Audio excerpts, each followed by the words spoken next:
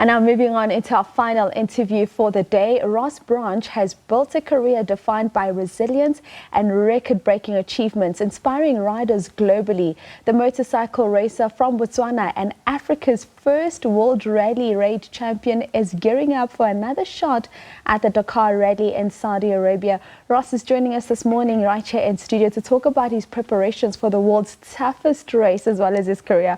Ross, a very good morning to you. Thank you so much for joining us this morning. A very good morning, and thank you so much for having me on the show.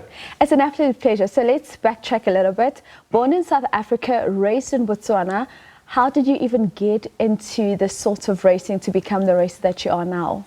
Yeah, you know, it's been a long journey, but I was lucky enough to get on a motorcycle when I was really young, at the age of 3. And my dad was into bike riding, and we went to go watch the Paris to Cape Town race in 1992. So yeah, you know, I was living in Botswana. We had a lot of open areas to ride, so it was yeah, probably the best thing that could have ever happened to me was jumping on a motorcycle. And yeah, really happy to have turned a passion into a career. And you speak about that passion. I mean, 3 years old. What was I doing when I was 3 years old? Just being a child. But let's talk about the Dakar Rally and what the expectations are for you going into this edition, because a lot of people don't know how tough it is. I mean, you have no 5-star hotel rooms, you're on a bike, you're not even in a car. So speak to me about just the challenges of competing in the Dakar Rally before you go into the physical challenges, just that getting yourself ready mentally for the Dakar. Yeah, you know, it's the toughest off-road race in the world for a reason, and it's not easy. You know, I think if it was easy, everybody would be doing it. But yeah, you cover over 10,000 kilometers through some terrain that you know, you'd never think you'd be able to ride a motorcycle through. So it's an incredible challenge, but at the same time, it's probably one of the best adventures I've ever been on in my life. I really enjoy every moment being out there. It is tough. You know, we have all sorts of different weather conditions during the rally. We've got snow, we've got rain, we've got hot, we've got cold.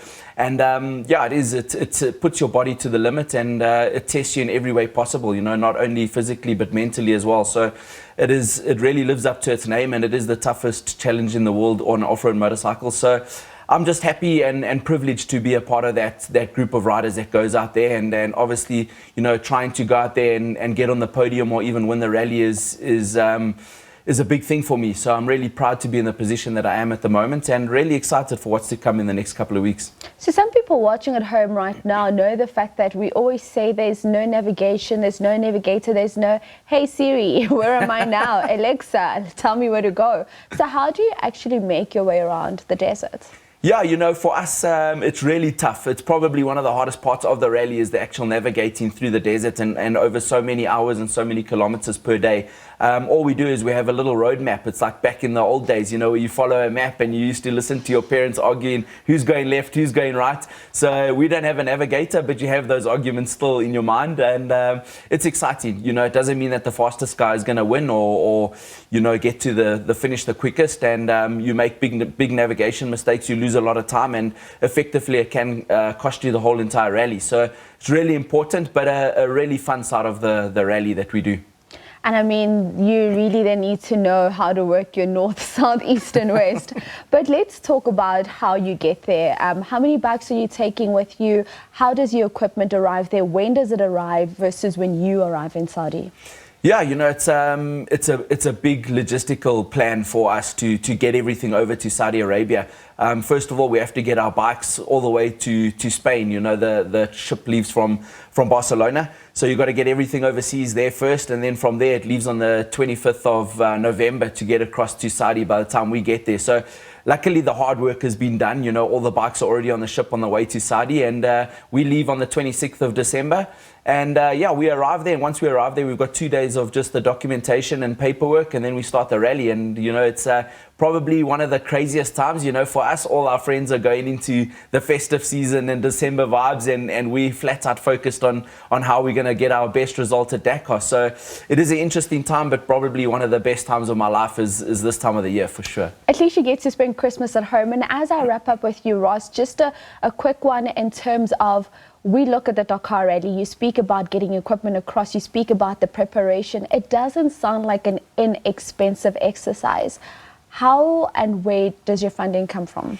Yeah, it's really expensive. And I think that's the hard part from us as Southern Africans, to try and get enough money raised. It's over 2 million Rand now to go and race the Dakar Rally. And, it's probably one of the hardest points of the rally. But we always say, once you get to the start line of Dakar, it feels like you've already won the race. So it is really hard, but we've got some really good partners and some sponsors involved that have supported me most of my career and still support me now and have believed in me. Motorsports is not easy. You have so many ups and so many downs.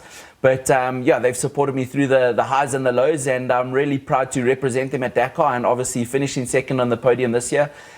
Looking forward to try and get one better and try and win the race in 2025. So I'm really excited, and I just wish that the youngsters of our sport will follow in our footsteps and take on the Dakar Rally. It's not impossible, it's a dream, and live those dreams and make them come true, that's for sure. Oh, well, Ross, always a pleasure talking Dakar Rally, and it's an absolute pleasure having you on the show for the first time. All the best out at the Dakar Rally. Ladies and gentlemen, it is Ross Branch going out into the Dakar Rally to represent Southern Africa. He finished second on the podium the last time out, and this time we're asking ourselves the question, will he go all the way? Well, we are certainly rooting for you as you represent the African continent.